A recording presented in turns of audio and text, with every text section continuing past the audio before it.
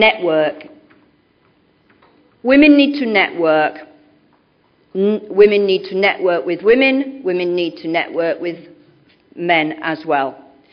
Leadership students at the AUS networked together in a group project to compile a book of case studies of Arab leaders and their traits. The rationale for this is that there are few studies of leaders in this region, and this is really unfortunate. There is a need for the students to research about their own leaders that are here and elsewhere in the UAE, and to share that information worldwide. As well, recognition of themselves as leaders comes from involving students in developing their own leadership skills in such team projects.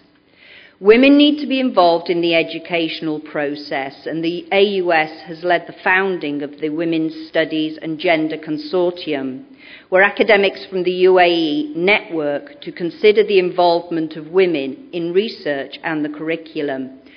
Women need to network in business communities, such as the Sharjah Business Women's Council, an initiative by the Sharjah Chamber of Commerce and Industries. This organisation is mandated by His Royal Highness Sheikh Dr. Sultan to further incorporate women into the economy. Her Highness Sheikh Jawar bint Mohammed Al Qasimi is honorary chairperson of the Sharjah Business Women's Council. Women have increased their role in the business sector following the establishment of such councils. There's over 12,000 members with a total investment of around 12.5 billion dirhams. Role models. Women need role models. Very important for young women to become leaders. She has become a scientist. Shauma Al-Qasim, at only 19 years old, briefs NASA on predicting earthquakes. Ms. Qasim is a computer engineering student at the AUS and was chosen to be the first non-US citizen in the NASA internship program. She's also an ambitious entrepreneur, as exemplified here by Al-Anud Al-Rumi and Sarah Al-Rumaithi, who are only 26 years of age. They said, "We realised that we were both eager to start our own store in Dubai." And so, and did, they launched Kiana. She has been promoted to management, and around this room are many such women. We now have role models aplenty of women in leadership. Her Highness Sheikha Fatima bint Mubarak said, "Females occupy 66 of public posts, 30% of them being top decision-making positions. Over 1/3 of the workforce in banking and financial service is made up of Emirati women. As women rise to positions of leadership, so their physical presence increases and they are talked about more and are seen as role models in the community." Leadership roles can be and are being assigned to well-qualified, experienced and competent women. There are 4 women ministers in the UAE Cabinet, 9 women members of the Federal National Council, 22% of the total, 65 female diplomats, 3 women ambassadors and a consul general. The first female judge appointed to Dubai is Judge Ibtisam Rashid Badawi, to pave the way for more female graduates to join the judiciary. Her Excellency Najah Al-Awadi says, "The dominant trend is not to raise daughters to think like leaders and drivers of change or progress. Girls are nurtured primarily to think of marriage, children, or of working in specific industries like education and medicine. They're not raised to be bold leaders. Boys are primarily raised to see women in the same light. Thus, assigning women to leadership roles in politics and business is a way for them to perform as leaders, to experience and to live that possibility." At work, assigning roles to those women who may be shy to come forward as leaders will enrich their jobs and enlarge their business experience. There is a lot of support for women and more can be done. For women to be able to lead, there needs to be external, legal and political support. The UAE has passed numerous laws that ensure the constitutional rights of women, including the right to education, the right to work, and their right to manage businesses. Internal organisational support is required through training and professional development. In research exploring Middle Eastern women's perceptions of how management opportunities are facilitated, self-esteem building and training needs in leadership and teamwork were identified by 67% of the respondents. Support is offered through leadership awards, such as the Women in Leadership Awards held yearly. Salma Ali Saif bin Harab, the CEO of Economic Zones World, leads the company in identifying and developing products that will enhance financial services offered to companies. She was honoured with a leadership award by Women in Leadership. We see that companies are proud over here to sponsor such events and also to advertise that they have such valuable women on board. The website of the Al Jaber Group, where Her Excellency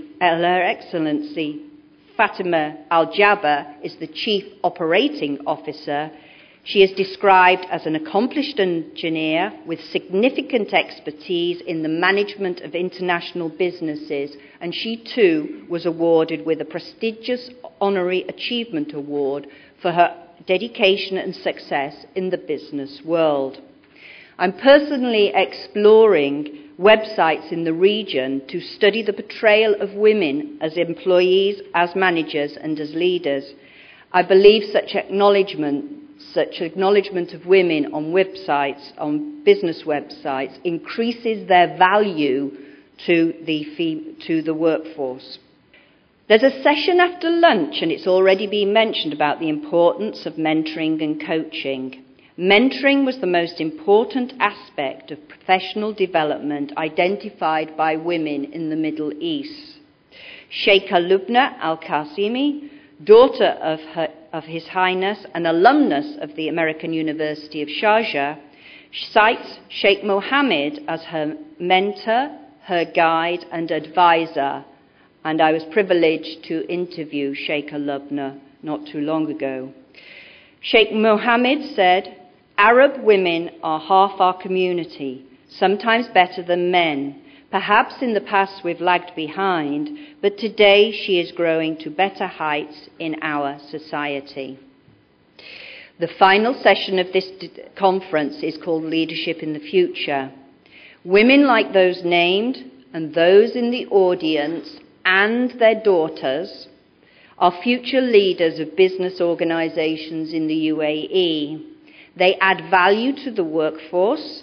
They expand the success of organisations in the Emirates. Now, I call for a partnership between business and university to support research about women as leaders in the UAE. A partnership that will expand our knowledge about the presence and value of such leaders. In addition, research and publication ensures that the profile of women as strong leaders in the Middle East is shared worldwide. And this is very important because people out there do not know of the success of women as leaders in this area. I will leave you with a range of quotations about successful females in the UAE, women who are demonstrating superb leadership in a variety of areas. And I thank you for your patience in listening to me.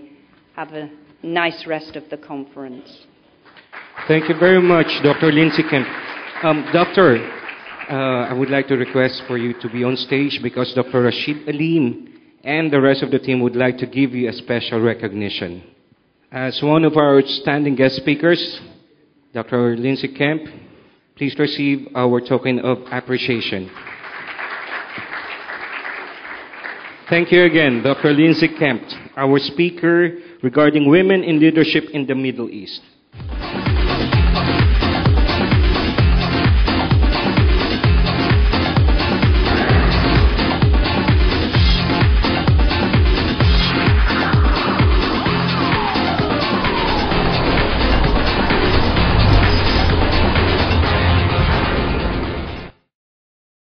Our next speaker will talk about leadership and management.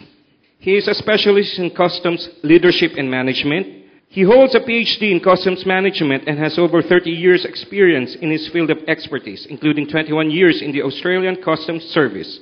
He is currently the Chief Executive Officer of the Centre for Customs and Excise Studies at the University of Canberra, founder and president of the International Network of Customs Universities, founder and editor-in-chief of the World Customs Journal, an advisory group member of the World Customs Organization's Partnership in Customs Academic Research and Development, and a founding director of the Trusted Trade Alliance.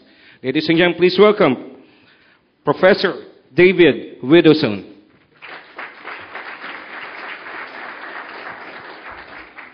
Assalamu alaikum. Well, good morning, everybody, and very special thank you to Dr. Rashid Aleem for inviting me here today. You may have gathered that there is a linkage from a customs point of view. I have a very important interest in customs, and obviously Dr. Rashid is head of customs here in Sharjah. I'd also like to thank you, Dr. Rashid, for reminding me that our taxes in Australia have been increased because of the floods. It's also interesting to follow Dr. Lindsay Kemp, who's been speaking about women in leadership, because in Australia, our Prime Minister is a woman, Prime Minister Julia Gillard, and she was elected last year. And a colleague of mine over in this region asked me, he said, what is it going to be like, do you think, having a woman tell you what to do? I said, I've been married for over 30 years, so there will be no change. What I want to talk about this morning is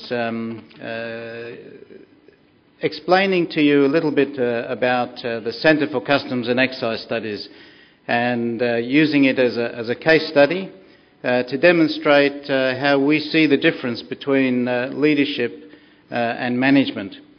And before I explain what we've been doing over the last few years, I want to make it clear that this is what our aim has always been from day one.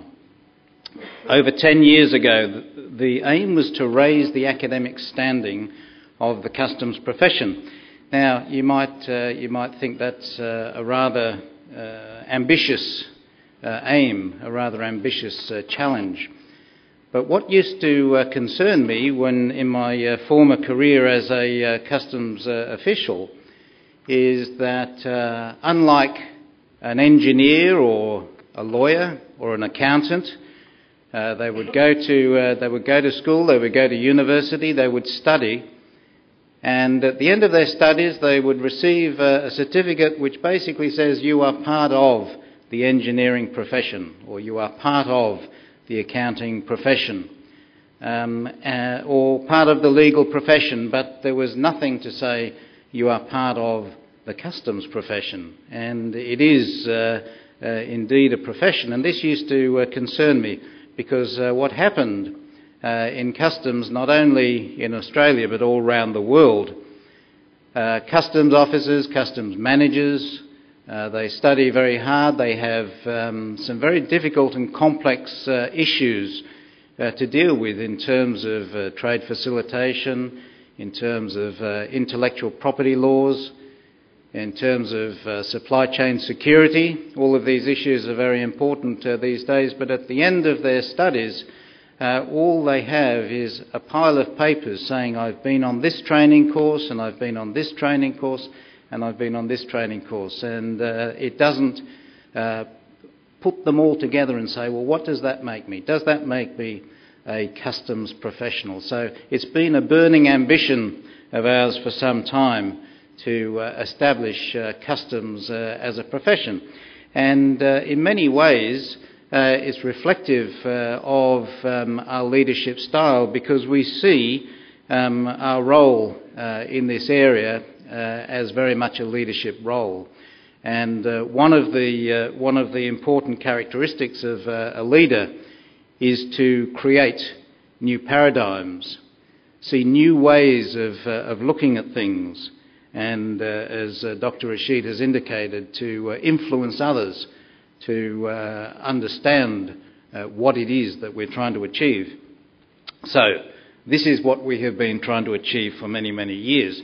Now, one may ask, CCES, Centre for Customs and Excise Studies, some 10 years ago, we were just a small training organisation. We were doing some work for the Australian Customs Service and short training courses, 2 days, 5 days on specific customs projects, and we were providing them also with technical assistance. Our staff were very highly qualified. Many had been in the customs services or had been in industry, importers, exporters, freight forwarders, for many, many years, so they had great experience. But how could we raise the academic standing of the customs profession? We were just a small training organisation in Australia. So how do we do that? The first thing we decided was, well, if we're going to be serious, we're going to need to align ourselves with a centre of learning, an educational institution. And as it turned out, we aligned ourselves with the University of Canberra, because that then expanded what we could do, not only run these short training courses, but we could also develop and deliver graduate and postgraduate programs through the university. We could also undertake applied research through the university system. So we saw this as a very important starting point. And it was very difficult in the early days explaining to the university the complexity of customs, and here are just some of the issues that customs is dealing with around the world. But I do remember when we first tried to establish a master's program at the university, I was sitting around a large table, and all these very learned professors were sitting around the table, and I was explaining the need for a customs master's program and the opportunities for a customs master's program, and one of them leaned forward and said, Dr. Widdowson, he said, why do we need a master's program to teach people how to search bags at airports?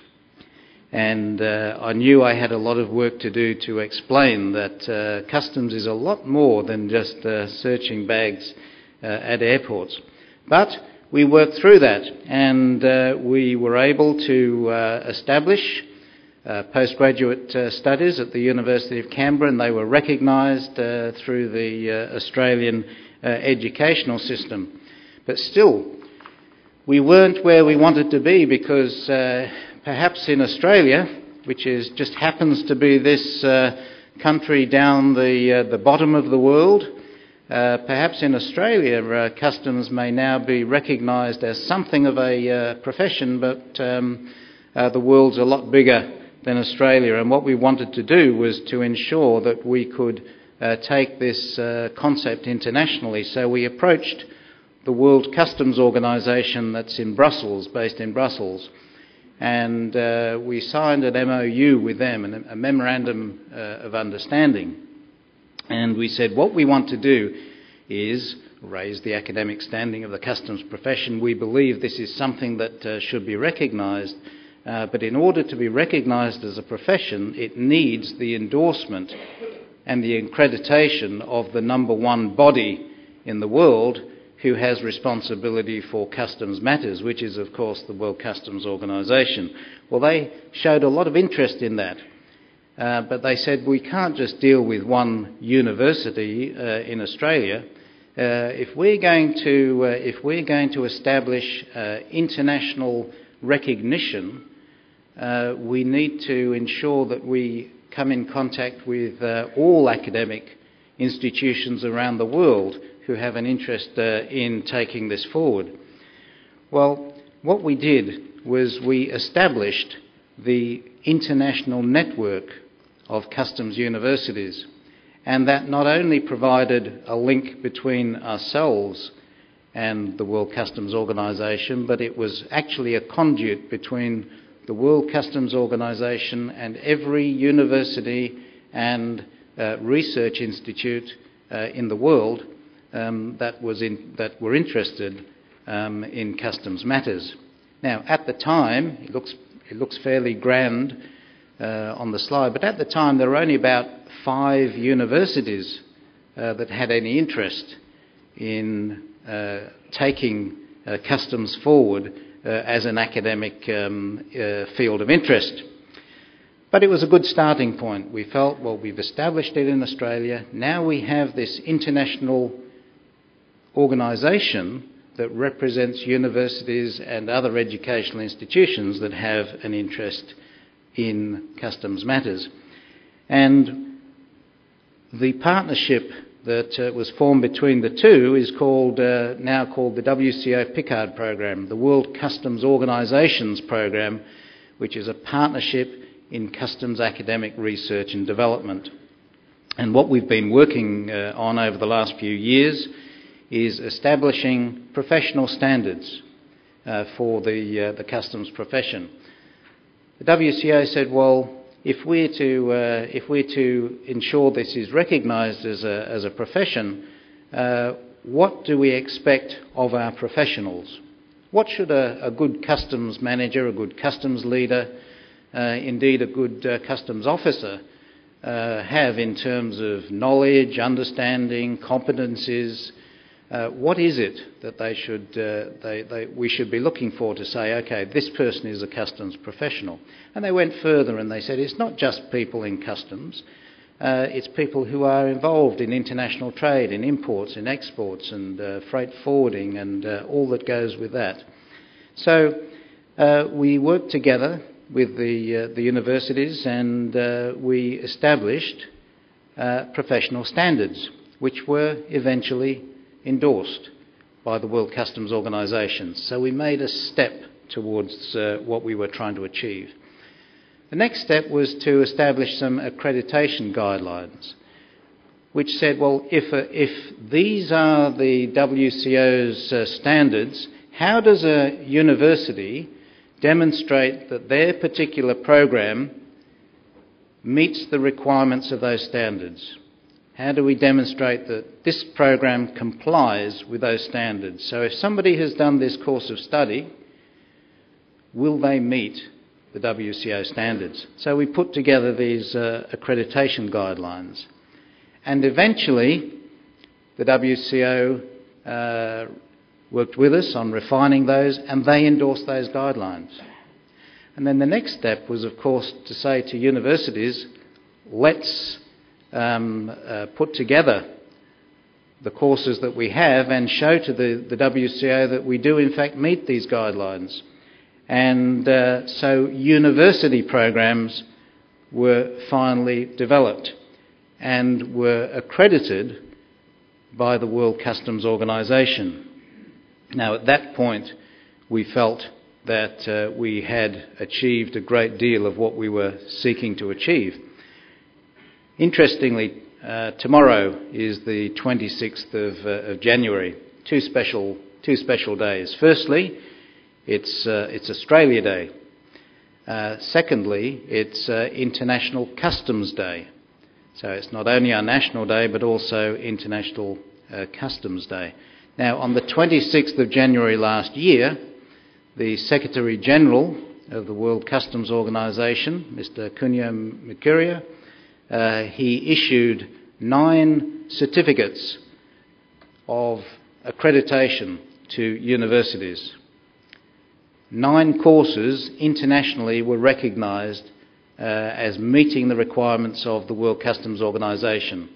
One of those came from the University of Münster in Germany. 2 of those came from the University of Riga in Latvia. And the other 6 came from the University of Canberra in Australia.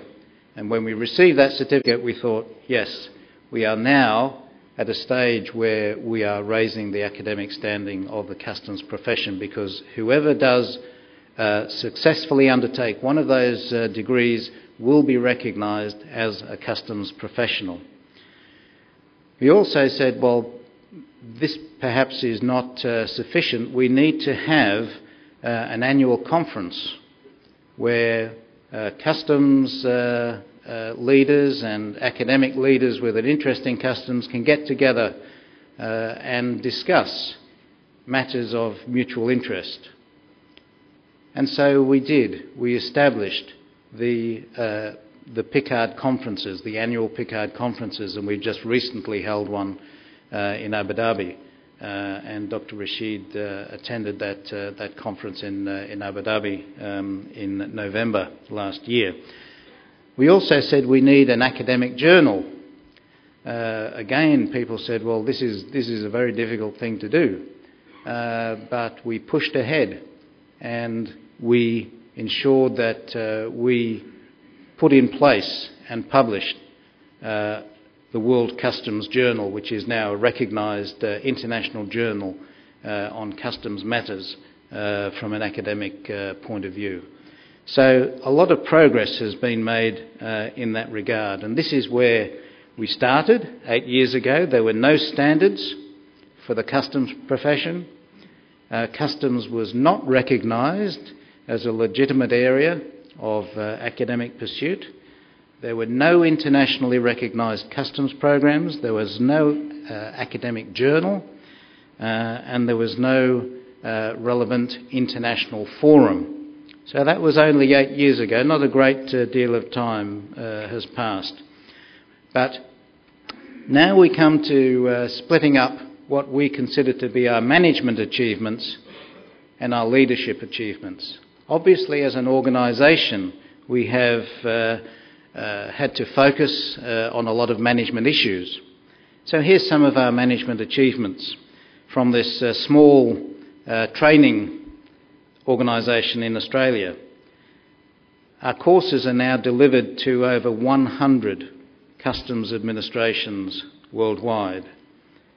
From Australia, we manage the international network of customs universities. From Australia, we publish the World Customs Journal. We were the founding member of the World Customs Organisation PICARD Advisory Group, and we chair the annual PICARD conferences. So these are management achievements. Some more management achievements. We've developed vocational programs, short courses and the like, which move through to graduate certificates, graduate diplomas, masters, and we've recently had our very first PhDs, which have graduated from the University of Canberra. So we have a full supplement of educational courses. All our programs are compliant with the WCO standards and they're accredited by the WCO. This is a copy of the certificate which we received on the 26th of January last year.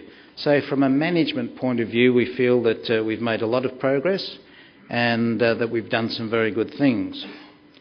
Some more management achievements. We now have offices, not only in Australia, where we started, but also in Bangkok, in Thailand, in Nairobi, in Kenya, Colombo, in Sri Lanka, Malé, in the Maldives, which is a very nice place to study. If you have to study, go to the Maldives. In Seattle, in the United States, Amman in Jordan, and we are now in the process of establishing our campus in the UAE. Abu Dhabi or Dubai is where we've been looking at, but maybe we should be looking at Sharjah. Maybe that should be the place that we go. Thank you very much. Professor David Widdowson, the CEO of the Centre for Customs and Excise Studies, University of Canberra in Australia. Again, we would like to request you to remain on stage, and Dr. Rashid Aleem will give you a special token of appreciation as one of our guest speakers.